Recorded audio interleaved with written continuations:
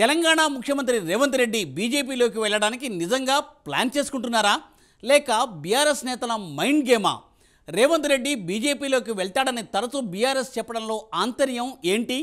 ముఖ్యమంత్రిగా ఉండి వేరే పార్టీలోకి వెళ్ళే అవసరం తనకు ఎందుకుంటుందని రేవంత్ రెడ్డి వివరణ ఇచ్చుకున్నా బీఆర్ఎస్ నేతలు మాత్రం పాడిందే పాడరా పాచిపళ్ళ దాసరి అన్నట్లు అదే పనిగా ఎందుకు మాట్లాడుతున్నారు? కాంగ్రెస్ను బదనాం చేయాలనే బీఆర్ఎస్ ఇటువంటి ఆరోపణలు చేస్తోందా లేక ఏదో రకంగా కాంగ్రెస్లో చీలిక తేవాలనే ప్రయత్నం చేస్తోందా? దీని వెనుక ఇంకేమైనా కారణాలు ఉన్నాయా? Let us watch the story.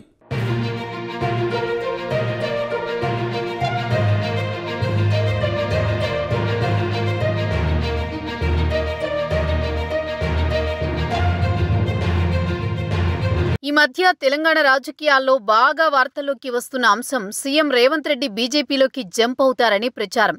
ఈ ప్రచారాన్ని ప్రారంభించింది బీఆర్ఎస్ నేతలే.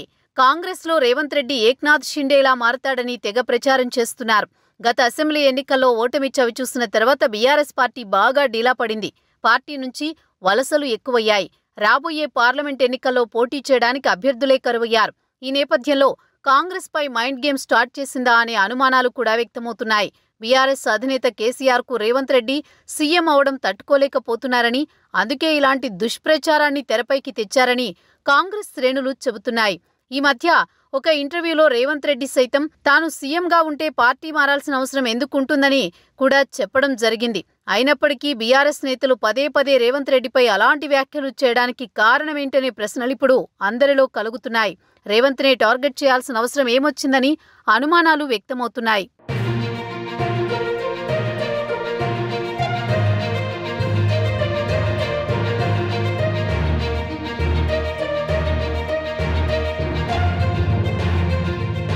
రేవంత్ రెడ్డికి గతంలో ఆర్ఎస్ఎస్తో సంబంధాలు కలిగి ఉండడమే బీఆర్ఎస్ ప్రచారానికి ఊతమిస్తోందని రాజకీయ పరిశీలకులు చెబుతున్నారు.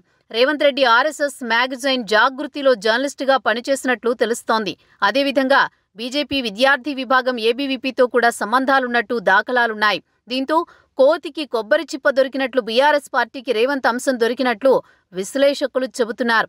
కానీ రేవంత్ రెడ్డి దీనిని చాలాసార్లు ఖండించారు.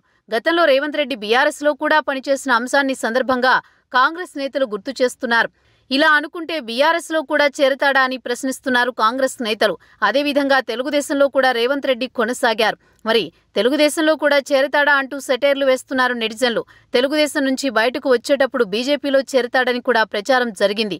సీఎం ఇస్తేనే చేరతానని కండిషన్ పెట్టడంతో బీజేపీ పెద్దలు అంగీకరించలేదని, అందుకే అప్పుడు బీజేపీలో చేరలేదని కూడా వార్తలు వచ్చాయి. ఈ పరిణామాల క్రమంలో తాజాగా బీఆర్ఎస్ నేతలు చేస్తున్న ప్రచారం చర్చనీయాంశమవుతోంది.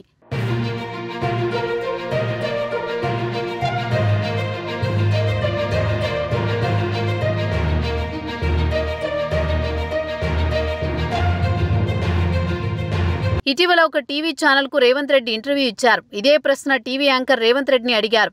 మీరు బీజేపీలో చేరనున్నారా అని యాంకర్ అడిగిన ప్రశ్న రేవంత్ ఘాటుగానే సమాధానం చెప్పారు. ఎవరన్నా పార్టీ మారితే సీఎం కావాలని కోరుకుంటారు, కానీ ఇప్పుడు నేనే సీఎంగా ఉన్నప్పుడు పార్టీ మారే పరిస్థితి ఎందుకు వస్తుంది అంటూ సమాధానమిచ్చారు. గతంలో మహారాష్ట్రలో శివసేనను చీల్చి ఏక్నాథ్ షిండే బీజేపీతో కలిసి సీఎం అయ్యారు. అక్కడ సీఎం కోసమే పార్టీని చీల్చిన సందర్భం నెలకొంది. అప్పటికీ సీఎంగా ఉన్న శివసేన అధినేత ఉద్ధవ్ ఠాక్రేను విభేదించి ఏక్నాథ్ షిండే సీఎం అయ్యారు. కానీ తెలంగాణలో ఇప్పుడు రేవంతే సీఎం. దీంతో పార్టీని చీల్చాల్సిన అవసరం కానీ, పార్టీ మారే ఉద్దేశం కానీ ఎందుకుంటుందని రాజకీయ పరిశీలకులు అభిప్రాయపడుతున్నారు. దీనికి అనుగుణంగానే రేవంత్ రెడ్డి కూడా తన అభిప్రాయాన్ని వ్యక్తం చేయడం ఈ సందర్భంగా గుర్తుంచుకోవాల్సిన అంశంగా చెప్పొచ్చు. ఓటమి దెబ్బ నుంచి కోలుకొని బీఆర్ఎస్ నేతలు కాంగ్రెస్ పార్టీ చేస్తున్న మంచి పనులను ఓర్చుకోలేక ఇలా తప్పుడు ప్రచారం చేస్తుందని కాంగ్రెస్ నేతలు బీఆర్ఎస్ నేతలకు కౌంటర్ ఇస్తున్నారు. చూడాలి మరి ఏం జరుగుతుందో తెలంగాణ రాజకీయాల్లో.